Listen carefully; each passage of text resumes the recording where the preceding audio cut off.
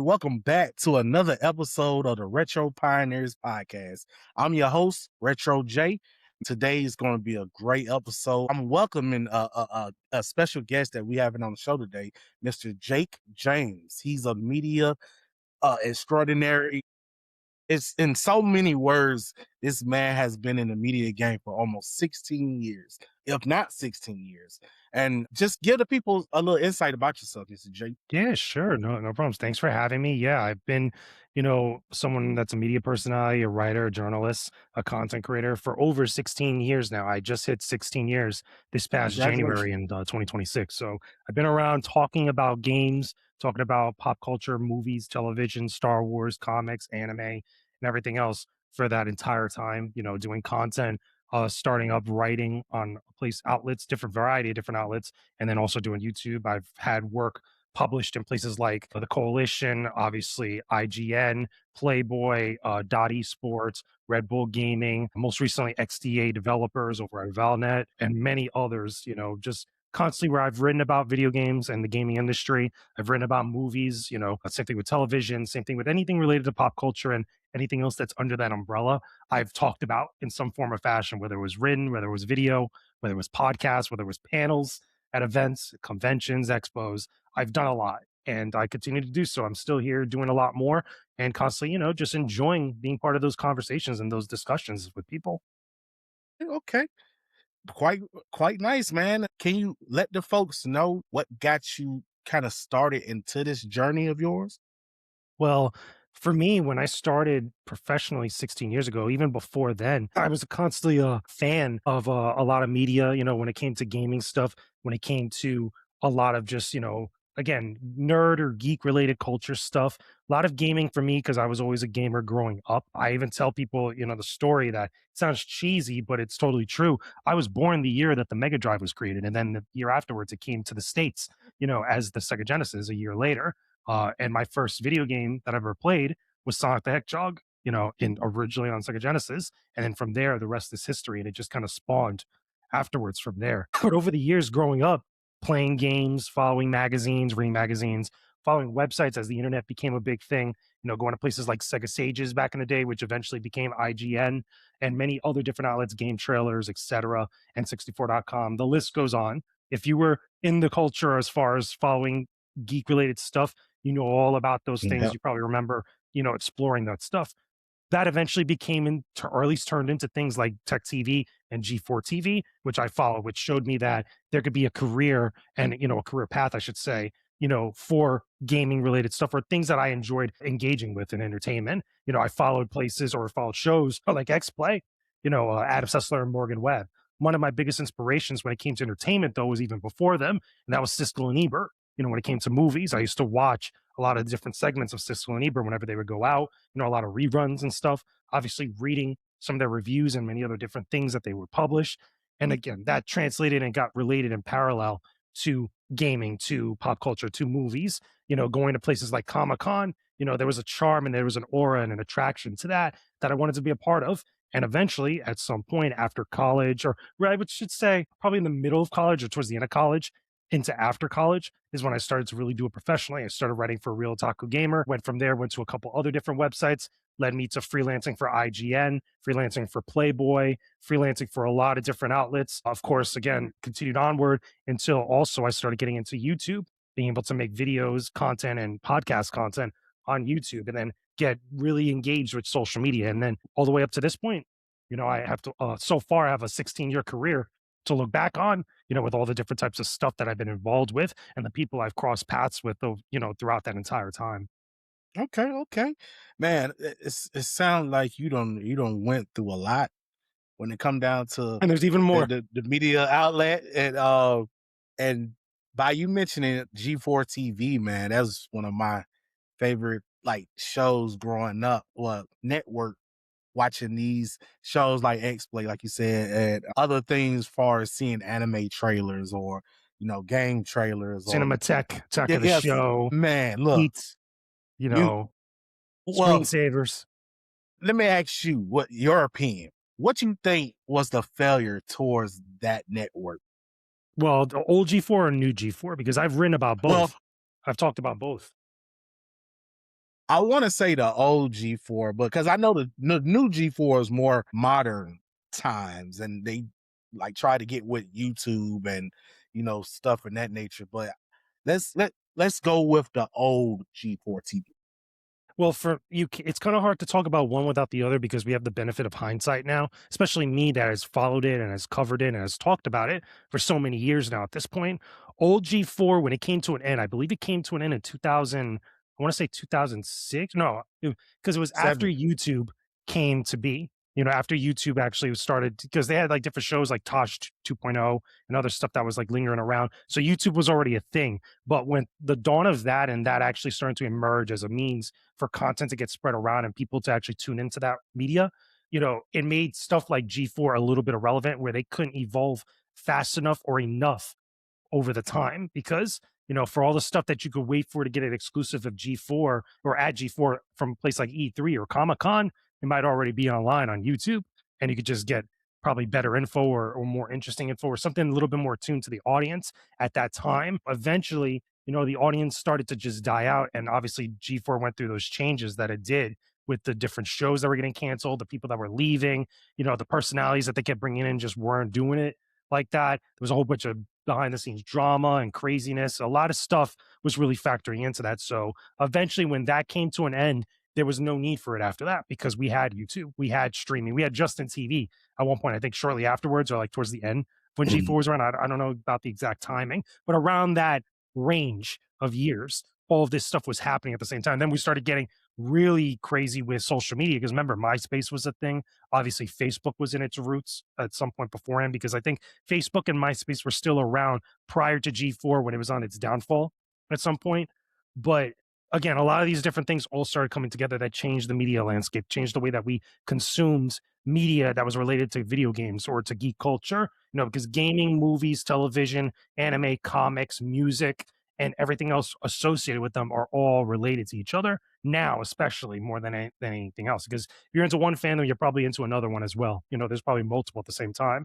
With new G4, to quickly touch on it, the problem was that they were trying to reinvigorate something from the past that was irrelevant, but also they didn't have the tools and the personnel to do it. They had personalities that were so much of this time, but didn't understand what made G4 so appealing back then. They were trying to appeal to that past audience that grew up and was nostalgic for it, but then tried to fundamentally change it to something that it was not. And the audience rejected it, and they didn't even last a year. At the Nope. time that they were actually doing that, it was like 9 months or so. A lot of people point to specific events of why that went down. Obviously, the stuff with Frost Kieran, a lot of the stuff behind the scenes, and everything else that was just messy with it. But it was a combination of things, and just at its core, it wasn't a good idea because it wasn't executed and didn't have a good plan for making something like that for today, as opposed to trying to reinvigorate or kind of like retread a lot of like older stuff. Yeah. Okay. Because something that I did witness when I first found out that G4 TV was going to be on YouTube and going to be doing their thing on that platform, I'm like, oh well, like wow, It's like redundant. It was yeah, like like redundant, I'm a really. big huge fan of the show, and I'm like, oh okay, And the sad part is that at some point they started getting a lot of personalities that were already YouTubers, and yes, like you were getting their content on G4, and not people weren't going to G4 for that. Like if I wanted to go see the completionist back then, anyway, I'd rather go yeah, to his go to his channel. channel. Yeah, yeah, Why am I looking at him now do the same stick, that he's doing on G4? Like it just didn't make any sense. It makes sense when he was brought on for X Play or for Attack of the Show or whatever other things that they were bringing those personalities on. It just was not executed very well. They just had no idea what they were doing. yeah. And that's sad, man. Just to see a childhood show or childhood network just tank like that. But like you mentioned before we got started, it's you can only get so much or survive so much when it come down to this game, and it's just to the point where I want to ask you what you think motivated you to prevail in this journey of yours. Like what kept you going?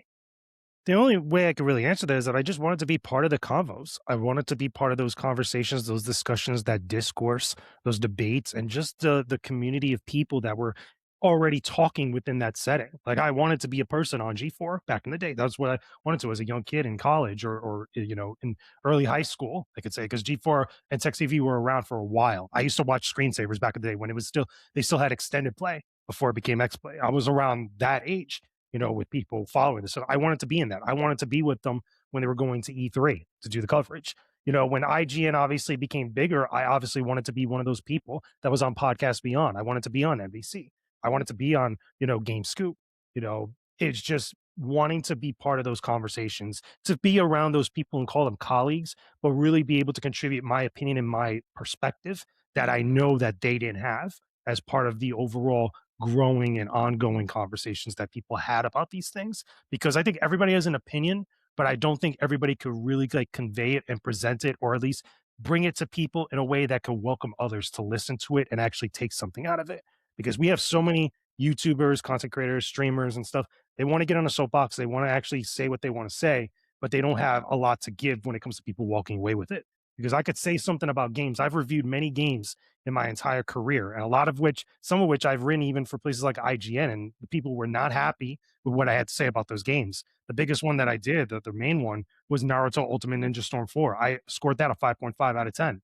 And the main reason was is because not only did I play the game and write the guide for it, but I knew that game more intimately than everybody else.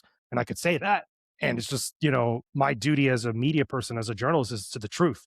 So even though you're not going to like what I have to say, you might not agree with it, but you could walk away from there. At least I know you could walk away from there knowing that I came at it from a place where you could say, like, I'm credible, I'm legit, like, I actually have something to give to you to think about and come back later, eventually afterwards for something else. right? Because for one, a lot of people, what I noticed throughout the years of me either watching content creation from the outside looking in and going for me actually being a part of content creation, I seen that a lot of folks don't like to basically they be around the bush with a lot of stuff.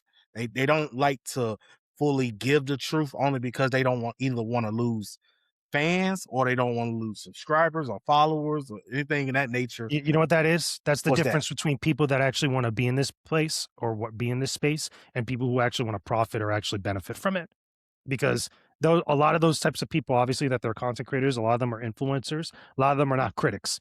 The biggest issue that I've seen, especially most recently within the last few years, you have a lot of influencers and content creators that are in the gaming space. They feel like they have opinions that they want to be credible. They want to give their reviews or their stances on games and their audience to follow them and take to heart what they say from it. They want the benefits of being a critic or being a journalist, but none of the responsibility of it and none of the actual legit, like, important aspects that come with being in this space like that, you know, and that's fine. And people are like that, there's nothing wrong with that. If you want to be an influencer or a content creator and not be taken in the same light as a journalist, there's nothing wrong with that. But you got to be honest about that.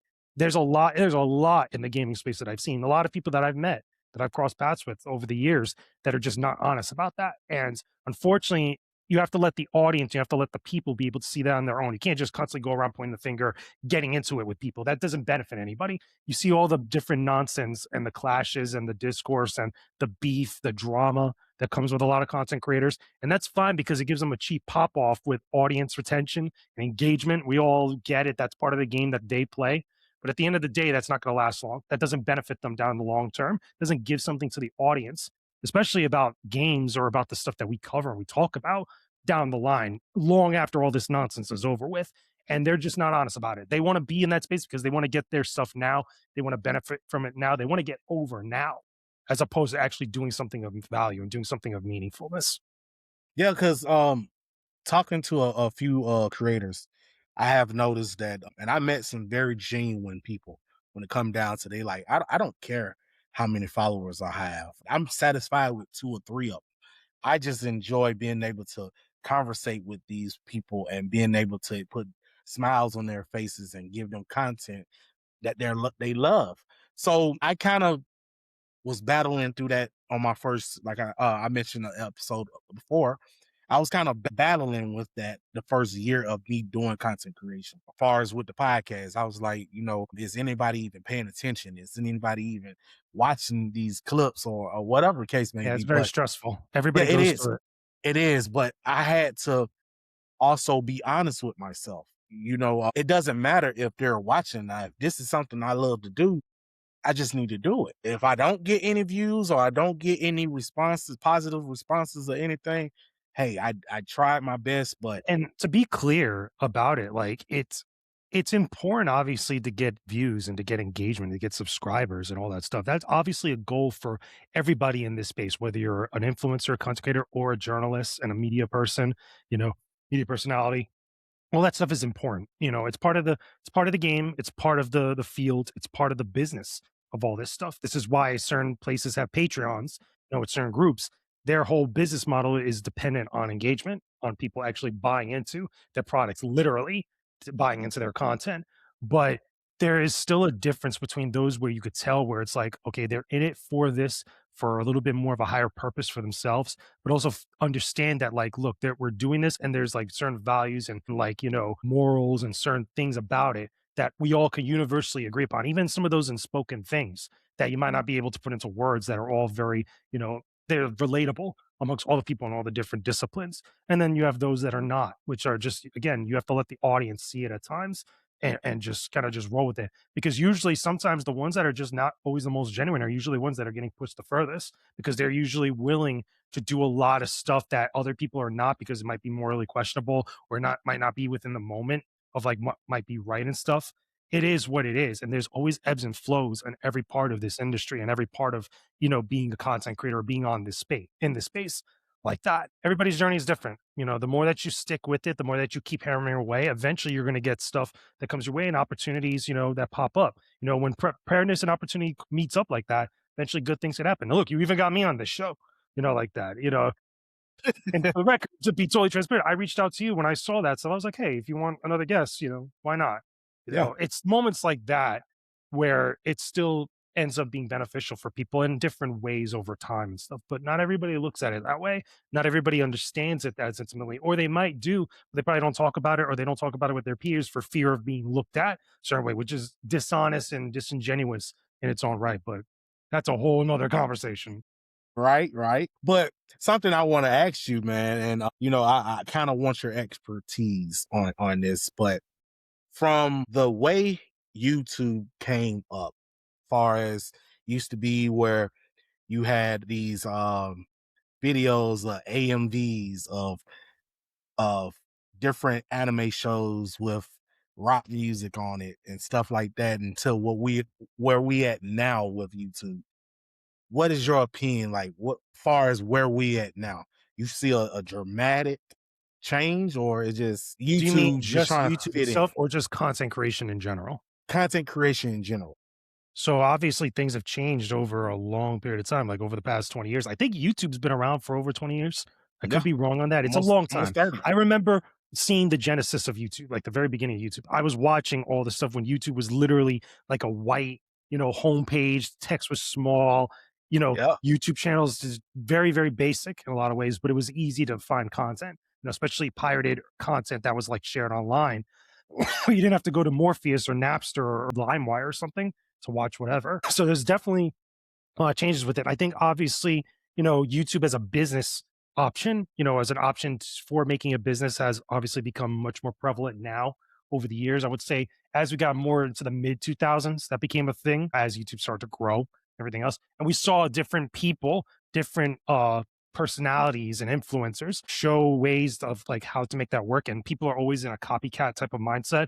They want to replicate what works. That's everything. That's businesses, that's people. It's the way it is. There's nothing wrong with that. So there's a lot of people that are either trying to do the same thing or doing very similar things and trying to find the next big kind of like, viral sensation or moment that's going to change their life, or at least change things for the better for them, in order to make stuff a little bit easier, or kind of live out or get closer to the dream of doing very little and reaping the benefits of a lot.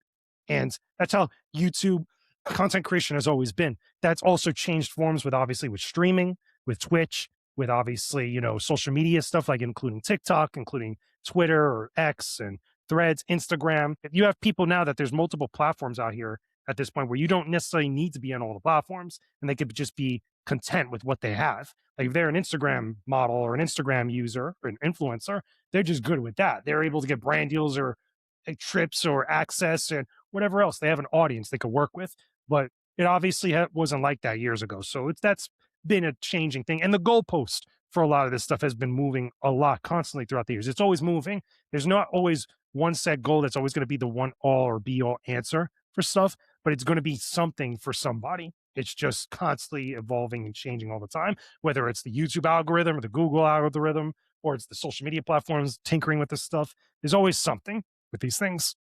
Okay.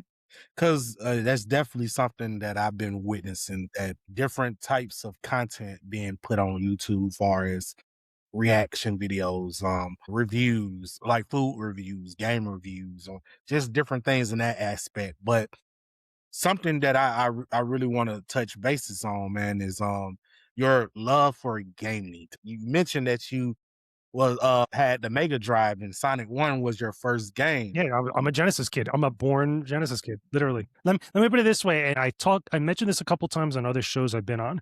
If you remember when the Sega Genesis Mini or the Sega Genesis Classic came out, I'm the Mhm. first person you see in that commercial that actually pops up on YouTube. You could actually go look it up on YouTube on the Sega channel, and you actually see that.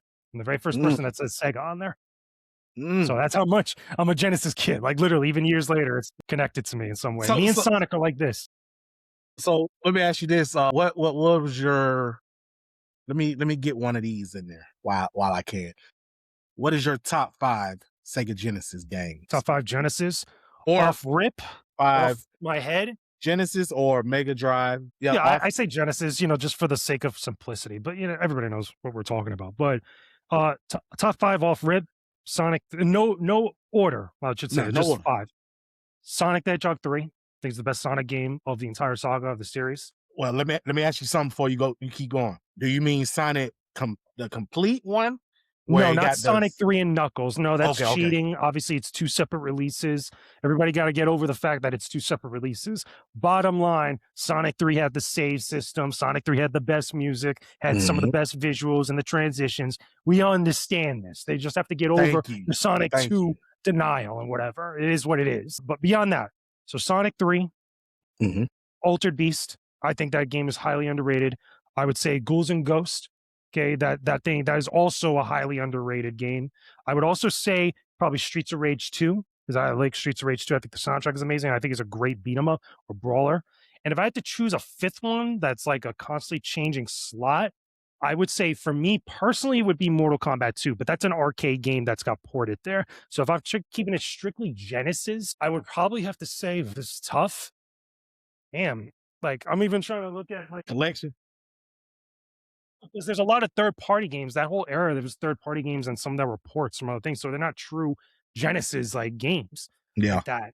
So if I had to pick, for me personally, I probably also, because again, I'm a big Batman fan, I would go Batman Returns, just Okay, for as a okay. pick. Again, if I can't pick Mortal Kombat 2, which I think is probably that, a lot of people say Street Fighter 2, but again, like, That's it's a support. third party, it's a Yeah. port, there's a lot of asterisks to all these games here. So, that the Genesis version of Batman Returns, I think, is another highly underrated game, which I think is pretty dope.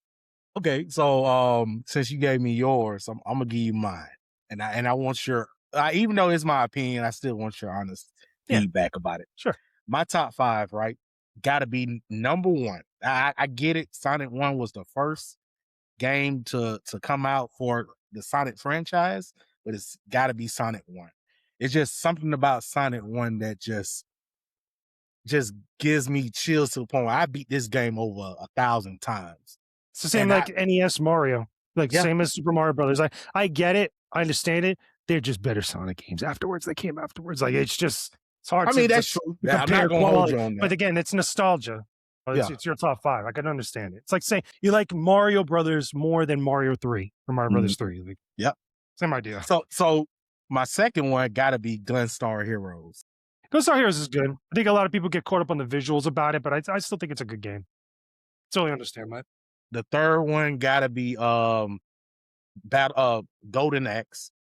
Golden Axe is Well, cool, but I yeah. think there's better beat 'em ups on Genesis. Yeah, I mean it definitely is. It definitely It's is. just it's But classic. Golden Axe it is just is I Golden guess for Axe one me, you're talking about? yeah, yeah. Golden Axe one, yeah. It's those games are good. There's also ports from arcade games, and same like Ghouls and Okay, Ghosts is okay. the same thing. Like that Altered Beast technically is the same thing. They're just solid games. I think they're all underrated though because of how they've aged and stuff. But I just think there's better brawlers on Genesis as a See, console. which I agree totally, but see, the only reason why I chose these games in particular, it kind of like you mentioned before, is a nostalgia feeling that of being there able to play these Yeah, games with my cousins. But I definitely do agree with you on better brawlers because before it was known as Street of Rage 2, it was bare knuckles, of the day. But I was able to actually play the I want to say arcade version. the arcade version of Street of Rage. But I would say the fourth one has to be Which one? sketching. Sketching. Yes, the have you ever heard of a game called Road Rash? Road Rash. Yeah, everybody knows So Road Rash. That so was big Road on Rash Genesis. 2 was top notch. So sketching was kind of like that game, but you're on a like skates and you're like, dragging on the back of cars, trying Mhm. to get first place and stuff of that nature. If people haven't seen that game, you're definitely missing out. Another game that's I really love, and I know it's on Super Nintendo, but it goes off of I think the name's Sparkster or something like that. But it's Genesis is called Rocket Knight Adventures. Oh yeah, Rocket Knight Adventure. Everybody knows Yeah, Rocket Knight. yeah. Hey, look, man, those my top five. Rocket Knight, I think was Treasure that made that, right? Can't remember. I think I'm pretty sure it was Treasure. Well, no, because that gets talked about more often now these days. Like as far as like Genesis gems that people mention, they mention games like Gunstar Heroes as well, and a few others. That as far as like games that were good quality wise, just never got their due back then. And I think probably that was probably because there was a lot of licensed games back then that was getting a lot of attention. Remember, a lot of third party and a lot of what is it, licensed created games that were variety of different popular franchises back then. Yeah. So when it come down to the Sega Genesis, because I know you're a big fan of it, man. What are your thoughts about the 36 or the Sega CD, I the mean, the attachments or the yeah, the accessories. attachments and Yeah, accessories? everybody knows like that those were clearly made just to prolong the lifespan of the Genesis because they had Sega at the time really had no answer to the Super Nintendo. Super Nintendo, technically wise, it's just a better console, has better tech inside of it, but they're able to do different things for some of those games. So the attachments not only allowed people or allowed Sega to make more money with people just buying some of the extra accessories to play some of these other games that they couldn't do with just their Genesis like that. It just allowed them to kind of like somewhat pseudo like fake that they had better tech and better stuff with them. I mean, the whole idea behind the marketing of blast processing, that was a nonsense term. It's just that the games looked a little bit faster than some of the other titles on Super Nintendo, just the way it was. And with 32X, you could say like, it just had better presentation, better options for some of the games. Like we got a Star Wars game like that, which is Star Wars 32X Arcade. We got Mhm. obviously better versions of like Mortal Kombat 2 on 32X. So like there was little things that they were doing. Same thing with Saturn. There's a variety of Saturn games that are there, but none of them are all that great. Like as far as like really special games, you could say that they pushed the envelope at the time, but you want to talk about CD based games. At some point, by the time Sega CD was around, or at least we're going into that era, PlayStation was right around the corner because PlayStation is 94, I believe it is. Yeah, Yeah. it's 94, 95. And the same thing also, around then we had the N64 that was still right around the corner. So the games were getting very different by then. And Genesis was already at that point ready to be put to pasture. What is your opinion on the demise of Sega downfall on you like of them not making any more consoles or games at that particular time? Well, their last console was the Dreamcast, and the main reason why that failed, obviously, was because of the piracy. It was just easy to pirate Dreamcast games, and you really couldn't do so as easily on other platforms like the PlayStation or eventually the Xbox. But the Dreamcast specifically, that was a massive problem with it. And by that point, they're already competing with other companies like PlayStation that were already developing games that were resonating with audiences in a very different way. Because Dreamcast had great games. They had some really special games, especially fighting games at the time, like as far as arcade perfect ports. Like that was special. But they also had their own section of games like Sonic Adventure and the list goes on Crazy Taxi, etc. But I think the combination of that, the combination of like the after effects from the previous generation when they had obviously the Genesis going into some of the accessories, obviously the Saturn being what it was, which really didn't do much, at that point. And then getting the Saturn and then going right into Dreamcast afterwards, or the Neptune that was supposed to be like the next one after that, that just never got released like that. It was just a mess for Sega at the time. It was a lot to deal with. And at the same time, you have Nintendo on their dominant run still technically, even though they had a little bit of a dip because of the N64 in comparison to the PlayStation 1, which changed a lot of things for a lot of people, and eventually the Xbox. There was just so many other things that were happening that just Sega, I just don't think they were ever going to last like that, especially with all the problems they had to deal with. Yeah, cause but see something like you mentioned, when it come down to the Dreamcast, I really feel like the Dreamcast was ahead of its time. Even though it was an easily pirated console, it still was the fact that you had these awesome games like Power Stone, um, uh, other classics like I don't want to get the name or butcher the name, but the little memory cards that also The was, VMUs. yeah, the VMUs. Like that right there itself was resolution. Like that was right there was different You know what the when it problem with that is, though, is that was that. none of that ends up mattering if you can't protect the integrity of your brand and of your tech. Because obviously piracy is a big deal, but there's a reason why we have the Nintendo seal of equality, even though that didn't really mean much in hindsight. But Nintendo was fiercely, defensive of their IP, of their tech, of their products. Then the company's got to be like that. PlayStation is the same way.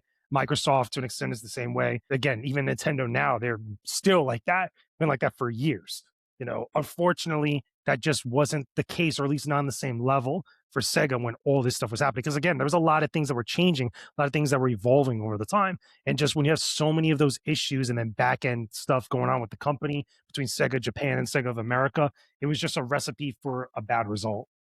But what are your thoughts? And I just want to ask this before we move on to another topic. What is your thoughts on the Game Gear? Because I don't hear a lot of love being Well, you given wanna to the know game. why? Why? Because the game, as cool as the tech was for the Game Gear, because it was the first color, it was really the first colored handheld I could think of at the time that was actually doing stuff that matched up to the brand of what Sega was, like, similar games on the Genesis over to the Game Gear, even though it was still kinda different. It was still in color compared to the Game Boy. The problem is, though, the Game Boy was the better product overall. It had the green monochrome screen, but you could play it for longer. You didn't need as many batteries. It didn't drain the power as much. The games were much more dynamic and interesting. You have Super Mario Land as one of your launch titles for the Game Boy. Enough said. Like, Tetris, and you by the got way, too. Tetris. Yeah. Enough said. What are you going to do? Like, I get you get Sonic on there because there's a couple Sonic games on there as well. You also have Mortal Kombat, which is interesting. It's a little bit different than the Game Boy version because the Game Boy version, I think both platforms have like the two button input like that, Hmm. but the color, obviously, the presentation is a little bit different than was the Game Boy version. The problem is, though, it's just as a product, when you really look at the library and just the ease of use and how it was as a product for kids and for adults at the time, it was just a no contest. Nintendo had that on lock. They had the games. Once you got Super Mario Land, it's a done deal. And then you get Super Mario Land 2, 6 golden coins, and then you get Kirby's Dream Land. The Legend of Zelda. Well, Legend of Zelda came later, I would say, later in the life cycle, but like you could still point to a number of games around then and before Zelda Link's Awakening to be like, okay, this contest is over. Because there are very few Game Gear games that we could point to that are like, that's a system seller. And it's because the system itself was ridiculously hard to sell in of itself like that, and the maintenance with it, because you needed a lot of batteries, frequently to use that thing. How many? I think it was like 4 batteries that you needed for the Game Gear. No, I thought it was six. Is it because the Game 6? Boy's four, right? I think the Game No, Boy's Game four. Boy is 2.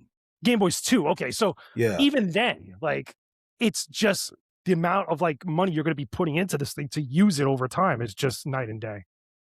gotcha. And So yeah, Game Boy's two, the Game Gear is four. Then yeah, yeah, that's right, because it was I like double the remember it was batteries that you had 4. to use, and less time playing because it drained it so fast. You had to get the Exactly. extra portable charger if there was one around. See, and that right there was my issue with the Game Gear. I felt like it was more. I would pick up that more than I would with my Game Boy, only because of the Streeter Rage and the Sonic. I think Son Sonic. It was Tails Yeah, standalone Tails. game that There's was like a on the Tails game that's on there, and there's also isn't there like a Tails Adventures or something. there's like an extra like I can't Sonic remember game something on like there. involving Dr. Robotnik. I don't know if it's Mean Bean Machine, but it's something like random, Yeah, like with Mean Sonic. Bean Machine was on there too.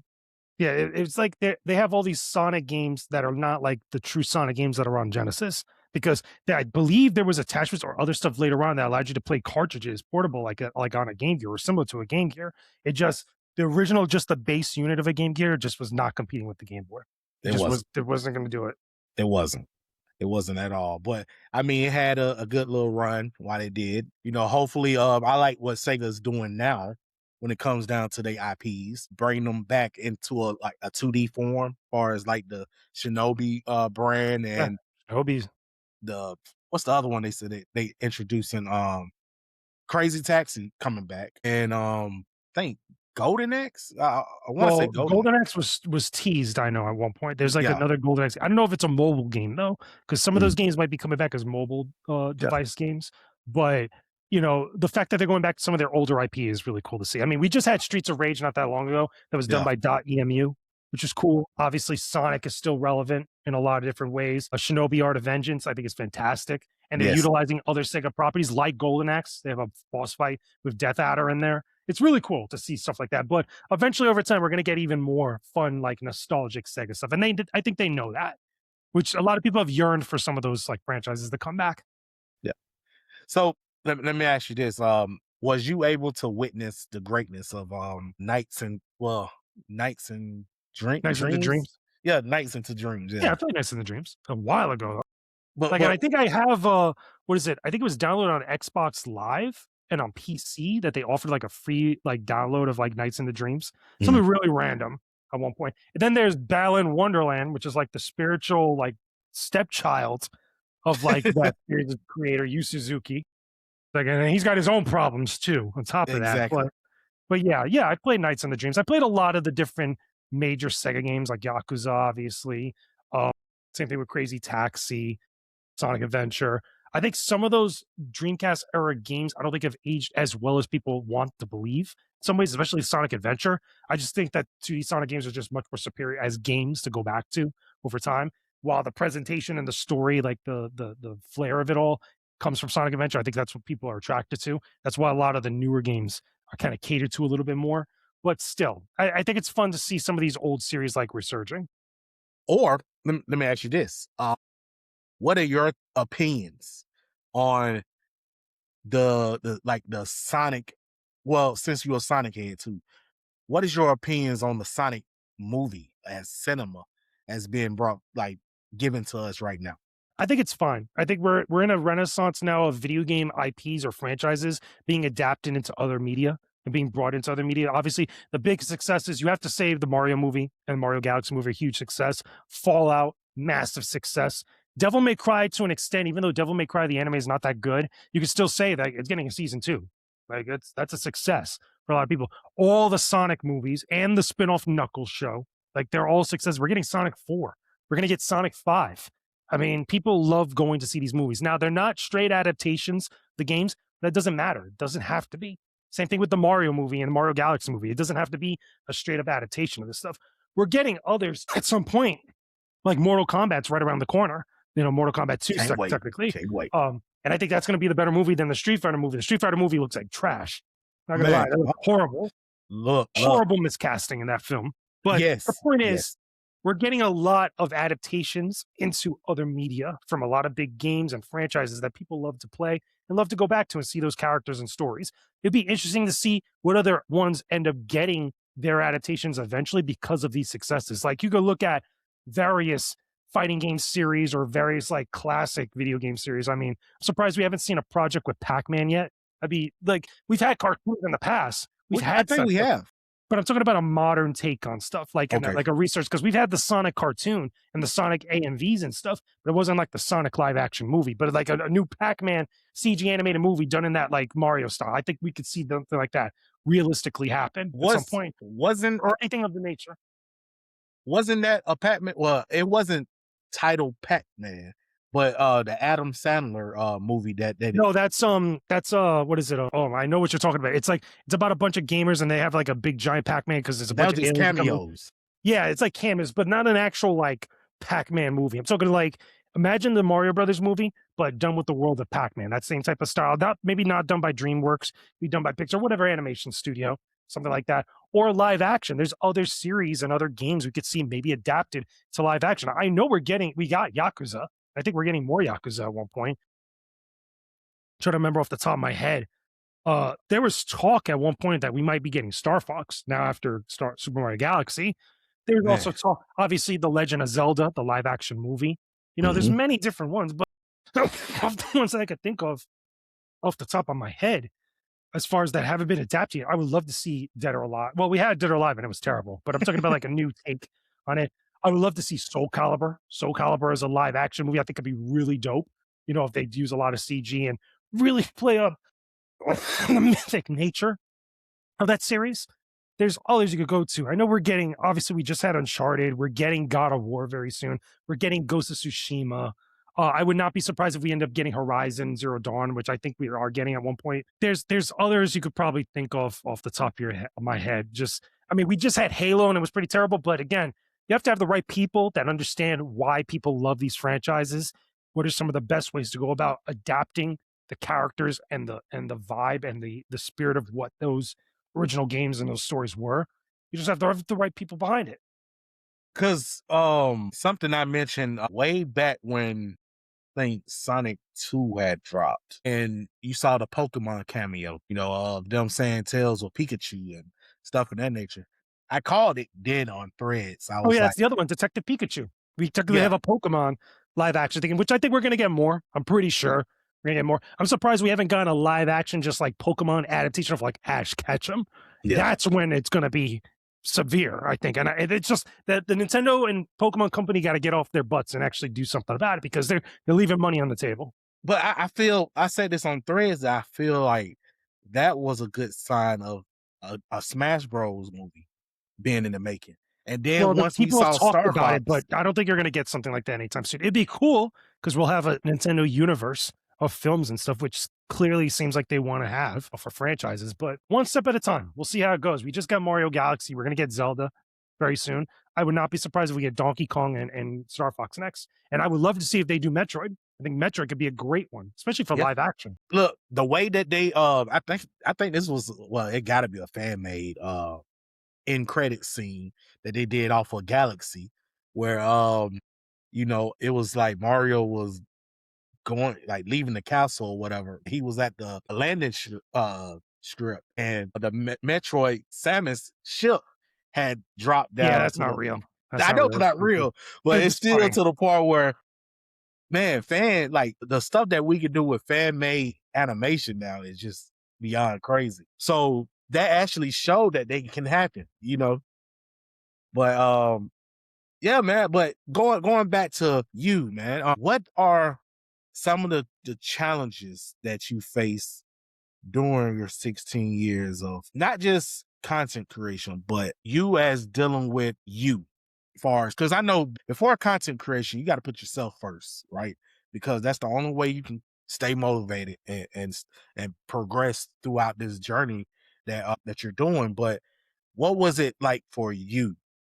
What was some of the nights that you had writer's block or you ran into a depression state far as I don't want You to mean do this just no like more? if I'm understanding the question correctly, you mean just that kind of like the challenges of like Yeah, just staying in this challenges. stuff or Yeah. just The trying to challenge is maintain. just maintaining. Well, I would say just, the constant everybody goes through the problem of like seeing your stuff just you put a lot of effort and time into things and it just doesn't do well. It doesn't get views.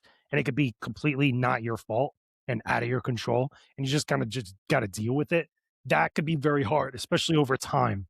I've had to deal with that. Everybody's had to deal with that. And it's not an easy solution because a lot of people, or at least I should say, the ones that are successful that end up getting the big amount of views and subscribers and stuff, sometimes they just get very lucky and it just hits and they kind of just roll with it. And that's all you can really do. Sometimes people just put so much effort and energy into their content and it just does not get exposure. It just does not get pushed by YouTube. And that's a problem with the platform more so than it is a problem with the actual person or the actual type of content that they're producing. Obviously, there's trends, there's different things like that, and it's different for every platform. YouTube is not the same type of beast as like TikTok is. I've had to understand that. It's but even with YouTube Shorts, which is basically copying what TikTok is doing. It's still not handled the same. You can't upload every single day on YouTube and expect it to be like as good as what you would get on TikTok. YouTube tends to be a little bit much more. They want you to upload every once in a while. And reason why I could say that is because there's a lot of other successful channels that have said this, that they've run into that same issue because they used to upload every single day, multiple times a day. And it's like the algorithm or whatever they do behind the scenes doesn't work like that. Could sometimes be that same way, if not a little bit different. And the main point, though, is that there's a lot of different challenges that everybody has to deal with that I've had to deal with the same thing over the past 16 years. I feel like a lot of the same problems haven't changed. It's just the way that they're delivered, the way that they come at you. That's a little bit different. Okay, okay. And quick thing that I want to ask you, far as just your journey as being a content creator and a journalist, and into the media aspect of things. What are some of the tips that you can give aspiring uh content creator or a journalist or someone who wants to get into the media side of uh what they love, far as games, movies, anime? What tips would you, or what would you give, advice you'll give to the upcoming person? I would say just constantly keep doing what you're doing as far as making stuff and putting stuff out there and engaging with people, on social media. Sometimes even what I can't understand and what I don't like is how you get a lot of people that say that they just don't like Twitter, that, or whatever platform. It doesn't have to be Twitter. They don't like Instagram. They don't like Threads. They don't like, Blue Sky for whatever reason. It could be some personal, political, whatever reason. Point is that you're a content creator, you're an influencer, you're a journalist, you're a person that's making content. You got to be on all these platforms, whether you like it or not, because at some point, if you want things to change a little bit better, you got to put yourself out there and you got to actually engage with it. And if you stop making content, nobody's going to see content that you make and it's not going to get picked up. If you don't share your content on platforms or certain platform, you might not have the maximum amount of exposure as you probably should for all the stuff that you do out there. So a lot of it is putting ego and pride in check. For some cases, I think a lot of people just falter with that, especially now. Even some of those that are like working at major outlets, sometimes they have this big issue because they don't like Elon Musk. They don't like Twitter. It's like, well, too bad. Get over it. At that point, get over it and just put your stuff out there. Talk to people. There's millions of people on Twitter that want to see something, that got something to say, or that want to hear somebody, with something to say. And that's just something that you just got to get over. Just keep doing what you're doing, put your stuff out there and hope for the best. And just don't let it kind of drain you. A lot of the noise and other things that kind of get in the way of whatever it is that you're trying to do. It's a lot of it is perseverance, a lot of it is patience, a lot of it is luck, and a lot of it is understanding that all of that's going to just come around and blend together over and over again. Right? Because like you mentioned, it's a luck game. And by it being a luck game, you just gotta be consistent. Just stay out there, do what you gotta do, and hope for the best. And get your eyes everywhere. Get your stuff everywhere so everybody can witness your content and stuff of that nature. But Mr. Jake James, man, I thank you so much Yeah, for no coming problem. on the show and talking to us a little bit about media and about your love for Sega Genesis and everything in that nature. But can you give the folks any insight on what you got going on and what you would like, where people can find you and stuff like that in that nature? Yeah, sure. Like I'm literally everywhere. As I was literally just saying, like I have to be everywhere. But I constantly put up new content every single day over on TikTok at Jake James Lugo, literally on TikTok. And then it's also at Jake James Lugo on every single platform, including Twitter at Jake James Lugo, YouTube as well, youtube.com/ at Jake James Lugo. I'm constantly putting big videos and YouTube shorts on there about gaming related stuff. Same thing with Threads, same thing with Blue Sky, same thing with Instagram, same thing with Facebook.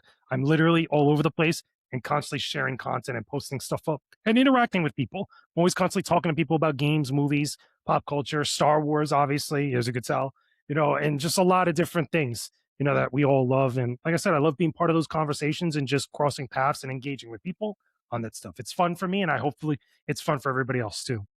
Because man, I definitely would like to have you come back on the show too to talk a little bit with me about Star Wars. Because Yeah, anytime we could do a whole I episode of Star Wars if you want. love it. I love it. And I actually had well, no, I'm not gonna mention that because it's still in the works. But I like to thank everybody for watching this episode, and make sure y'all go follow Mr. Jake James at his all his platforms and show the man some love, man. And I thank you so much again for coming on the show. I greatly appreciate you Appreciate you having me. appearing and everything, man. And I like to thank everybody just again for watching it. And I love y'all and I appreciate everything y'all do. And we'll catch y'all on the next time on Retro Pioneers Podcast. Thanks Peace. again.